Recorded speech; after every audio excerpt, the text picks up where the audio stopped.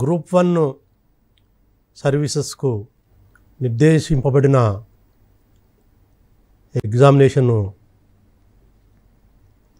Main ఎగ్జామినేషన్కి సంబంధించిన సిలబస్లో ఉన్న అంశాలలో ఆర్థికపరమైన అంశం కూడా చాలా ముఖ్యమైనది.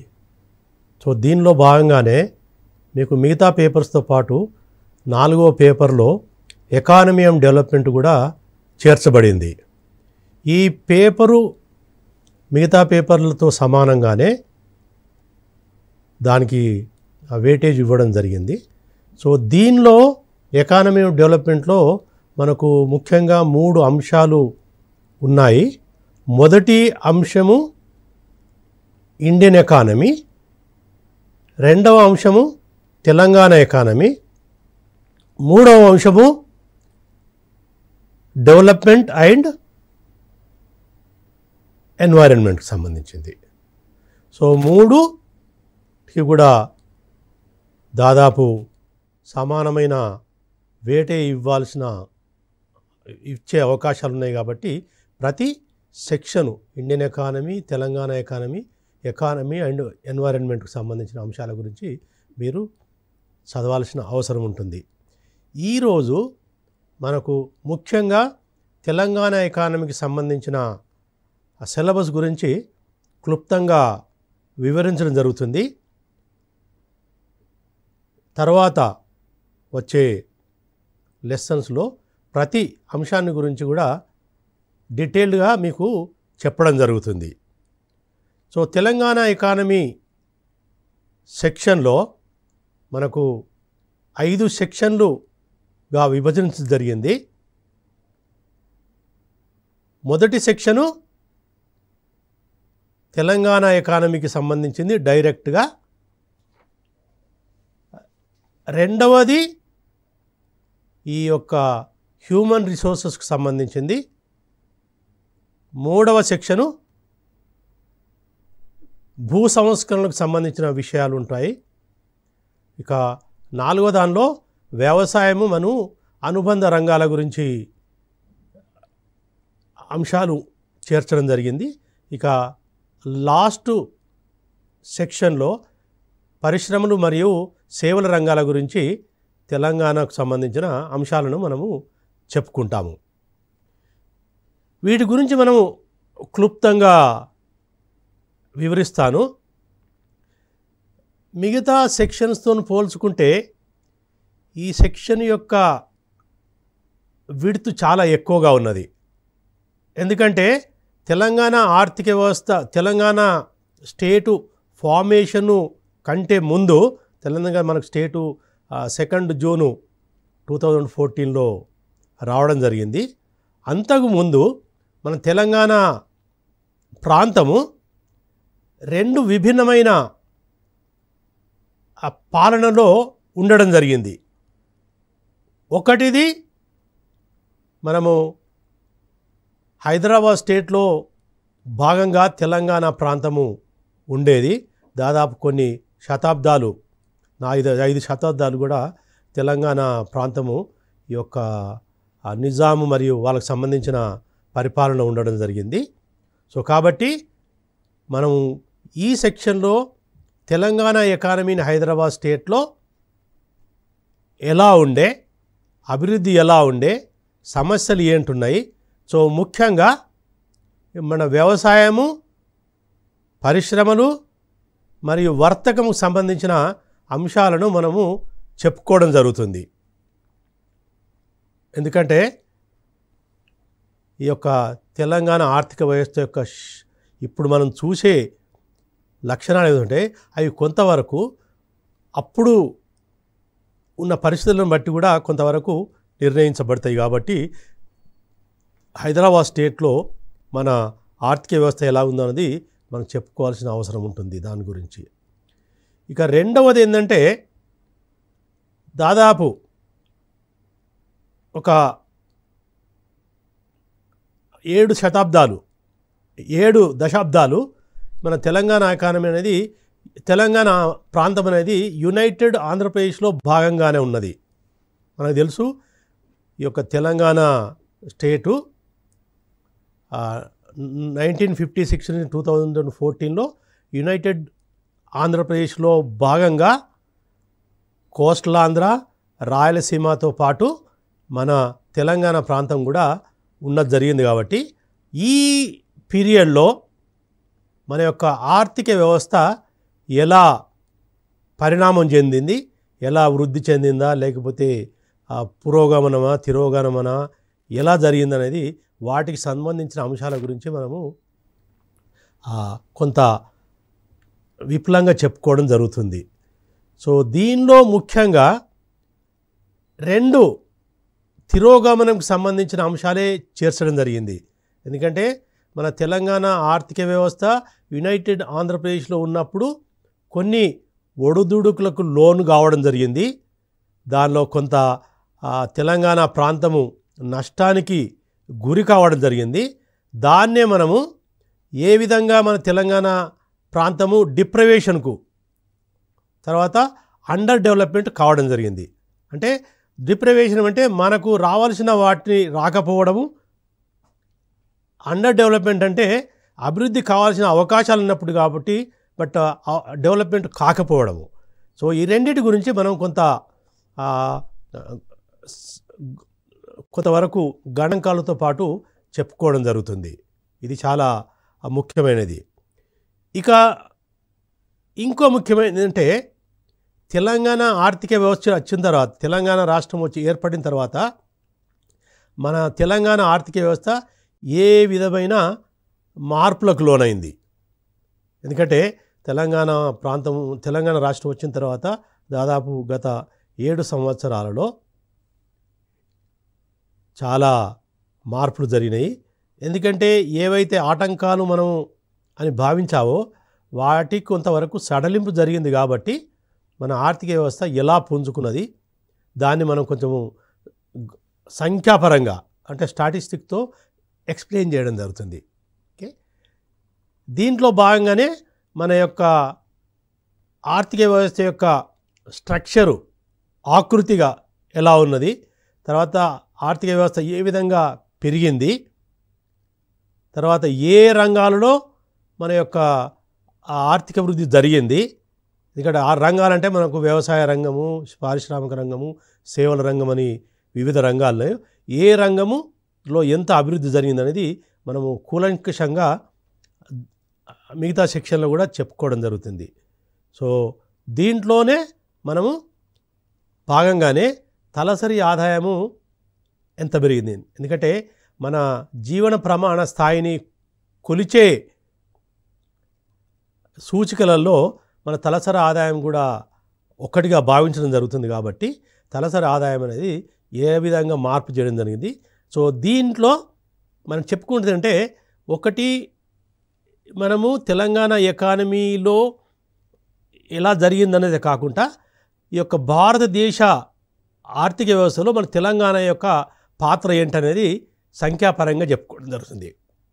అంటే తెలంగాణ ఎకానమీ యొక్క వృద్ధి రేటు ఏది భారతదేశ వృద్ధితో పోల్చుకోవడం జరుగుతుంది. అలాగే అప్పుడప్పుడు వేరే రాష్ట్రాలతో కూడా మనం పోల్చుకుంటాము. ఏది వృద్ధి రేటు ఎలా ఉన్నది, తలసరి ఆదాయం ఉంది, వేరే రాష్ట్రాలతో పోల్చుకుంటే ఎంత పెరిగింది అనేది పోల్చుకోవడం. ఇతర రాష్ట్రాలతోని మన తెలంగాణ ఆర్థిక వ్యవస్థను భారతదేశంతో పాటు మన మిగతా రాష్ట్రాలతో కూడా పోల్చుకోవడం జరుగుతుంది. దీన్ని కొంతవరకు సంఖ్యాపరంగా చెప్పుకోవడం జరుగుతుంది. ఇంకోటి ఏంటంటే అదే తలసరి ఆదాయం గురించి. ఇంకొకటి ఏంటంటే తెలంగాణ రాష్ట్రంలో వివిధ జిల్లాలుగా విభజించడం జరిగింది. ఇప్పుడు ప్రస్తుతం మనకు 33 జిల్లాలు ఉన్నాయి. కాబట్టి ఈ యొక్క తెలంగాణ ఆర్థిక వ్యవస్థ ఈ యొక్క growth, development, per capital income ఏవైతే ఉన్నాయో ఇవి ఈ డిస్ట్రిక్ట్లలో ఏ విధంగా మార్పు చేయడం జరిగింది, ఏ డిస్ట్రిక్ట్లలో గ్రోత్ రేట్ ఎక్కువ ఉంది, ఏ డిస్ట్రిక్ట్లలో ఆదాయం ఎక్కువ పెరిగింది, ఏ డిస్ట్రిక్ట్లలో తలసరి ఆదాయం పెరిగింది తగ్గింది, ఏవి పెరిగింది, ఏ రంగంలో పెరిగింది, వీటన్నిటి గురించి కూడా కొంతము మనం కూలంకషంగా చర్చించడం జరుగుతుంది. ఇది చాలా ముఖ్యమైన అంశము. ఇంకా ఇంకోటి ఏంటంటే వీటితో పాటు ఇప్పుడు ఆదాయం వృద్ధి చెందినప్పటికీ కూడా అది అన్ని వర్గాలకు బెనిఫిట్ చేసిందా? ఎందుకంటే చూడు, ఆదాయం పెరుగుదల అనేది వివిధ కారణాలపై ఆధారపడి ఉంటుంది. ఆ కారణాలు ఏవైతే ఉన్నాయో అవి మనం ఆర్థిక అసమానతలను తగ్గించాయా, పెంచాయా, ఆర్థిక అసమానతలు ఎలా ఉన్నాయి, అది మనము ఆర్థిక అసమానతలు ఏది డిస్ట్రిక్ట్ ఒక్కొక్క డిస్ట్రిక్ట్తో పోల్చుకోవచ్చు, లేకపోతే వివిధ రంగాలలో పోల్చుకోవచ్చు, వివిధ సామాజిక వర్గాలలో కూడా ఏ విధంగా ఈ యొక్క మన ఆర్థిక వ్యవస్థలో జరిగే పరిణామాలు వివిధ వర్గాలకు ఏ విధంగా అందుబాటులోకి వచ్చాయి, వాళ్ళకి అందుబాటులోకి వచ్చాయా లేదా, ఏ ఏ ఏ వర్గం ఎక్కువ బెనిఫిట్ అయింది, ఏ వర్గము కొంత అనుకూల పరిస్థితులు లేకుండా వెనకకు నెట్టబడింది అనేది చూస్తాడు. సో దీంతో భాగంగానే ఇంకోటి ఏంటంటే పేదరికము.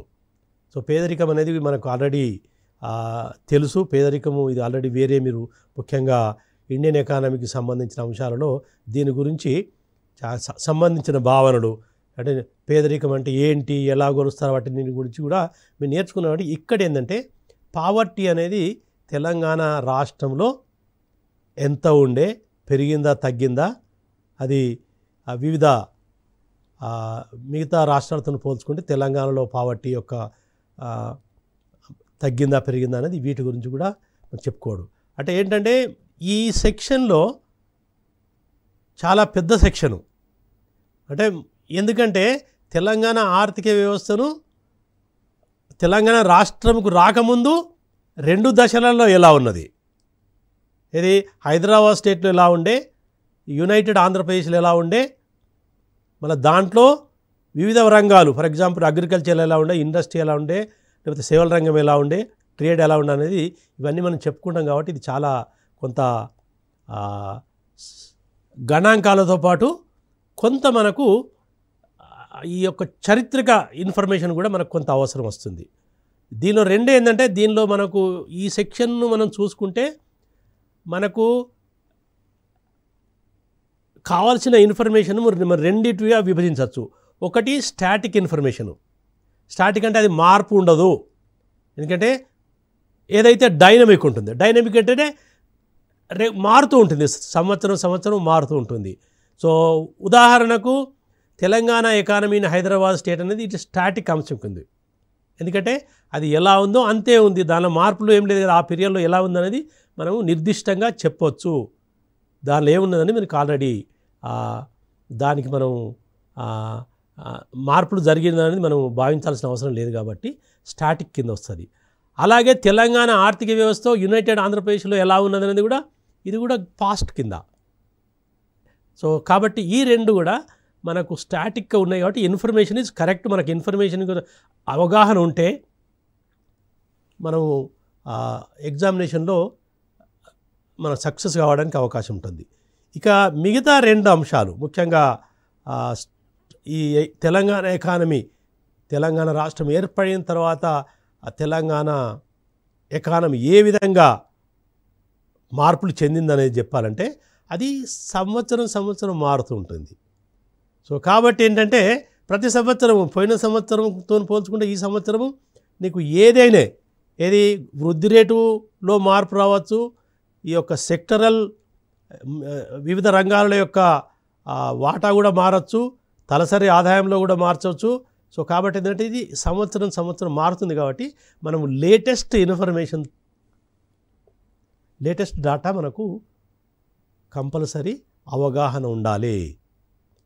అలాగే ఆర్థిక అసమానతలు మరియు పావర్టీ గురించి కూడా ఈ యొక్క లేటెస్ట్ గణాంకాలే మనకు ఎక్కువగా తెలుసుకోవాల్సిన అవసరం ఉంటుంది. పాత వాటి గురించి సాధ్యమైనంత వరకు అంత ఎక్కువ మనం ఇంపార్టెన్స్ ఇవ్వాల్సిన అవసరం ఉండదు, ఎందుకంటే ఎక్కువ ఇవి డైనమిక్ కాబట్టి లేటెస్ట్ వాటి గురించినే అడుగుతారు. అది కొంతవరకు మీకు జనరల్ స్టడీస్లో కూడా హెల్ప్ చేస్తుంది. జనరల్ స్టడీస్లో ముఖ్యంగా ఎకానమీ అండ్ సోషల్ డెవలప్మెంట్కి సంబంధించిన సెక్షన్లో కానీ, డాటా ఇంటర్ప్రిటేషన్ సెక్షన్లో కానీ మీకు ఈ లేటెస్ట్ ఇన్ఫర్మేషన్ అనేది కంపల్సరీ మీరు తెలుసుకోవాల్సిన అవసరం ఉంటుంది. అది చాలా మీకు ఎగ్జామినేషన్ పాయింట్ ఆఫ్ వ్యూ చాలా యూస్ఫుల్ కూడా. అంటే మీకు మార్కులు ఎక్కువగా సంపాదించే అవకాశాలు ఉంటున్నాయి. ఎందుకంటే దానిలో ఆ స్టాటిస్టిక్స్ కూడా మనం గుర్తుపెట్టుకొని ఉంటే ఒకవేళ ముఖ్యంగా ప్రిలిమినరీ ఎగ్జామినేషన్లో మనం మంచి మార్కులు సంపాదించడానికి ఆస్కారం ఉంటుంది. సో ఇది మనకు సెక్షన్ 1కు సంబంధించినది. ఇక రెండవ సెక్షన్ ఏంటంటే హ్యూమన్ రిసోర్సెస్, మానవ వనరులు. సో మానవ వనరులు అనేది చాలా ఆర్థిక వ్యవస్థలో ముఖ్యమైన పాత్ర వహిస్తుంది. సో కాబట్టి మన యొక్క తెలంగాణ ఆర్థిక వ్యవస్థలో మానవ వనరుల గురించి తెలుసుకోవాల్సిన అవసరం ఉంటుంది. దీనిలో ఏంటంటే ముఖ్యంగా జనాభాకు సంబంధించిన వివిధ అంశాలను మనము తెలుసుకోవాలి. సో తెలంగాణలో దాన్నే మనకు దీనిలో సెక్షన్స్ ఏమేమి పెట్టారంటే ఫస్ట్ డెమోగ్రఫిక్ స్ట్రక్చర్ అండ్ ట్రాన్సిషను, రెండవ ఏంటంటే డెమోగ్రఫిక్ డివిడెండ్, దానిలో సెక్స్ రేషియో ముఖ్యంగా దానికి సంబంధించిన ఫెర్టిలిటీ రేట్, మోర్టాలిటీ రేటు, వీటన్నిటి గుంటే అంశాల గురించి కూడా మనము సంఖ్యాపరంగా చెప్పుకుంటాం. వాటి ప్రాముఖ్యత ఏంటి, అది మన తెలంగాణ ఆర్థిక వ్యవస్థలో ఎలా ఉన్నదనేది మనము గణాంకాలతో కూడా చెప్పుకోవాల్సిన అవసరం ఉంటుంది. ఇక మూడవ అంశం ఏంటంటే అక్షరాస్యత మరియు ఆక్యుపేషనల్ స్ట్రక్చరు, వృత్తి, ఏ వృత్తిలో ఎలా ఈ ఎంతమంది ఏ రంగంలో పనిచేస్తున్నారు అనేది దాని గురించి కొంచెం తెలుసుకుంటాము. ఇక లాస్ట్ది ఏంటంటే సోషల్ సెక్టారు. సోషల్ సెక్టార్లో ముఖ్యంగా ఎడ్యుకేషన్ అండ్ హెల్త్ గురించి కూడా మనం చెప్పుకోబడుతున్నాడు. సో ఇక్కడ ఫస్ట్ వచ్చే వరకు ఏంటంటే demographic structure. Demographic structure and transition అంటే ఈ యొక్క తెలంగాణ ఆర్థిక వ్యవస్థలో జనాభా ఎంత, జనాభాలో ఎంత మార్పు వచ్చింది, ఇది గత కొన్ని దశాబ్దాలలో. ఎందుకంటే ముఖ్యంగా మనం సెన్సస్ ఆధారంగా చూసుకుంటే ప్రతి 10 సంవత్సరాలకు ఒకసారి ఈ యొక్క జనాభా సెన్సస్ జరుగుతుంది. కాబట్టి గత కొన్ని సెన్సస్లో ఈ యొక్క జనాభా ఏ విధంగా మార్పు చెందడం జరిగింది, అది దాంట్లో భాగంగానే మనము రూరల్ అర్బన్గా ఎలా ఉన్నది అంటే గ్రామీణ ప్రాంతాలలో జనాభా, పట్టణ ప్రాంతాలలో జనాభా ఏ విధంగా మారింది, ఏ విధంగా ఉన్నది, తర్వాత పురుషులు మరియు స్త్రీలు, ఎందుకంటే వాటి ప్రాముఖ్యత వాటికి ఉంటుంది. పట్టణంలో ఉండే జనాభా, తర్వాత గ్రామీణ ప్రాంతాల్లో ఉండే జనాభా యొక్క ప్రాముఖ్యత దానికే ఉంటుంది. సో అలాగే పురుషులు మరియు స్త్రీలు వీరు ఎంత సంఖ్యలో ఉన్నారు, ఎలా మార్పు చెందింది, వాటి గురించి మనము దత్తాంశం అంటే డాటా ఆధారంగానే మనము చెప్పుకోవడం జరుగుతుంది. సో ముఖ్యంగా లాస్ట్ ఫ్యూ డికేడ్స్లో ఏ విధంగా పరిణతి చెందింది. ఇక రెండవ అంశం ఏంటంటే దీంట్లో ఈ మధ్యలో మనకు ఎక్కువ వినబడే పదం ఏంటంటే డెమోగ్రఫిక్ డివిడెండ్. డెమోగ్రఫిక్ డివిడెండ్ అంటే మనం జనాభాలో జనాభా యొక్క డెమోగ్రఫిక్ స్ట్రక్చర్లో వచ్చిన మార్పులు అది అభివృద్ధికి అనుకూలంగా ఉన్నాయా లేదనేది. సో డెమోగ్రఫిక్ డివిడెండ్ అంటే మనకు జనాభా యొక్క స్ట్రక్చర్లో మార్పుల వలన జనాభా యొక్క మార్పుల వలన ఏంటంటే మనకు అభివృద్ధికి దోహదపడే విధంగా ఉన్నదనేది చెప్పడం జరుగుతుంది. ఎందుకంటే ఈ యొక్క ఫెర్టిలిటీ రేటు, మోర్టాలిటీ రేటు అవన్నిటిని గమనించినప్పుడు ఏమైందంటే మనకు యువత యొక్క సంఖ్య ఎక్కువగా ఉన్నది. ఎందుకంటే యువత సంఖ్య ఎక్కువ ఉందంటే మన పనిచేసే వారి యొక్క సంఖ్య పెరుగుతూ ఎవరైతే ఆర్థిక వ్యవస్థపై ఆధారపడ్డవారో వాళ్ళ యొక్క సంఖ్య తగ్గుతుంది. వాళ్ళ యొక్క శాతం తగ్గినప్పుడు ఏమవుతుందంటే పనిచేసే వాళ్ళ సంఖ్య పెరిగినప్పుడు ఈ యొక్క మీకు ఉత్పత్తి పెరుగుతుంది, తర్వాత వృద్ధి రేటు జరుగుతుంది. సో కాబట్టి ఆ డెమోగ్రఫిక్ డివిడెండ్ మన ఎలా ఉన్నది, అది తెలంగాణ ఆర్థిక వ్యవస్థలో ఎలా ఉన్నది, దాన్ని ఎంతవరకు మనము సద్వినియోగం జరుగుతుంది. సో దానిలో భాగంగానే మనం కొంత సెక్స్ రేషియో అంటాము, ఇది స్త్రీ యొక్క పురుష నిష్పత్తి. ఎందుకంటే ఇది చాలా ఇంపార్టెంటు. ఎందుకంటే స్త్రీలో పురుషుల యొక్క నిష్పత్తిలో కనుక గణనీయమైన మార్పులు వచ్చి రెండిటి యొక్క నిష్పత్తిలో భేదము ఎక్కువగా ఉంటే దానివల్ల కొన్ని ఇబ్బందులు తలెత్తాయని ఈ మధ్యలోనే మనం చూస్తున్నాము. సో ఎందుకంటే వాస్తవానికి అంటే మనకు సాధ్యమైనంత వరకు అంటే పురుషులతో సమానంగా స్త్రీల సంఖ్య ఉండాలి దాదాపు. మరీ ఎక్కువ డిఫరెన్స్ ఉందనుకోండి, అది కొంత ఇబ్బందికరమైన పరిస్థితులు కలుగజేస్తున్నది మనం మిగతా అంశాలలో చెప్పుకోవడం జరుగుతుంది. ఇక ఏంటంటే డెమోగ్రఫీ అనేది జనాభా పెరుగుదల అనేది 2 అంశాలపై ఆధారపడి ఉంటుంది. ఒకటి ఫెర్టిలిటీ రేటు, అంటే జననం ఎంతమంది, ఫెర్టిలిటీ రేటు అంటే జననాలు ఎలా పెరుగుతున్నారు.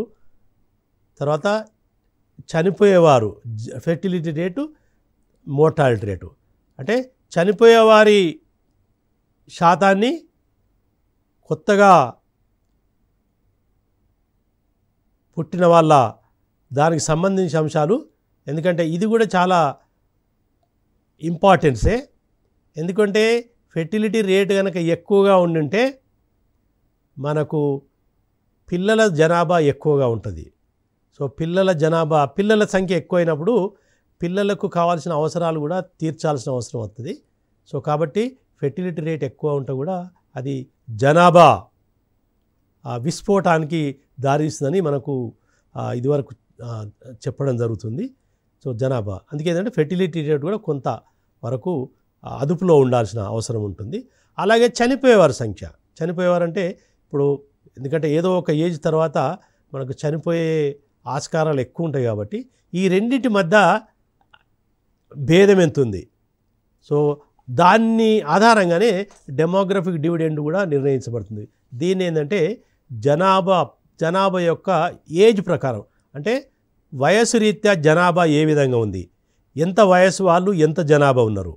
ఫర్ ఎగ్జాంపుల్ నా 5 సంవత్సరాల్లో పిల్లలు ఎంత, ఎందుకంటే 5 సంవత్సరాల్లో పిల్లల వరకు మనం అన్నీ సమకూర్చాలి, ముఖ్యంగా చిన్నపిల్లలకు. తర్వాత 5 సంవత్సరాల తర్వాత వచ్చే వరకు వాళ్ళకు స్కూల్కి సంబంధించిన అన్ని వసతులు కల్పించాలి.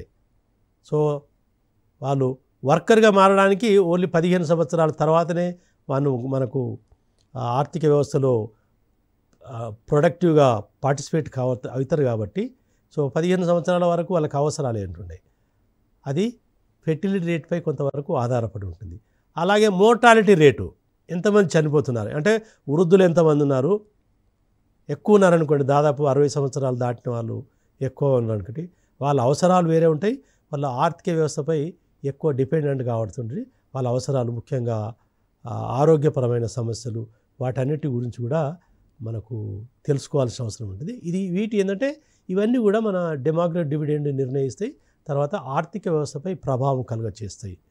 సో ఇక ఇంకో ముఖ్యమైన విషయం ఏంటంటే ఈ యొక్క జనాభా సంఖ్య ఎంత ఉన్నదానికంటే వాళ్ళలో ఎంతవరకు ఇది అక్షరాస్యత ఎంతమందిలో ఉంది, ఎంతమంది చదవగలుగుతున్నారు, రాయగలుగుతున్నారు, ఇవన్నీ కూడా చాలా ప్రాముఖ్యత. సో లిటరసీ రేట్ ఎలా ఉన్నది, లిటరసీ రేట్ తక్కువ ఉంటే సమస్యలు ఏంటి,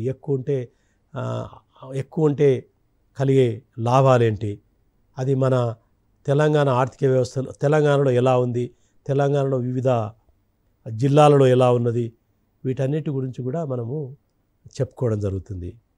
ఇక జనాభా అనేది ఒకవేళ వాళ్ళు వర్కర్స్గా మనకు ఉత్పత్తి ప్రక్రియలో పాల్గొన్నప్పుడు వాళ్ళు ఏ రంగాల్లో పనిచేస్తున్నారు, ఆక్యుపేషన్లు, సో వృత్తులు, ఎందుకంటే కొందరు వ్యవసాయ రంగంలో, కొందరు పారిశ్రామిక రంగంలో, కొందరు సేవల రంగంలో, కొందరు అగ్రికల్చర్ లేబర్గా, కొందరు వ్యవసాయదారులుగా, కొందరు ఆర్గనైజ్ సెక్టరు, అన్ఆర్గనైజ్ సెక్టారు, ఇలా ఏ రంగాలలో ఈ యొక్క జనాభా ఏదైతే జనాభా ఉన్నదో పనిచేస్తున్నది మనకు చాలా ముఖ్యము. ఇక ఇంకో ముఖ్యమైన విషయం, ముఖ్యంగా లిటరసీతో సంబంధించిన సోషల్ సెక్టార్లో అంటే సామాజిక రంగంలో ముఖ్యమైన ఎడ్యుకేషన్ అండ్ హెల్త్ అనేది.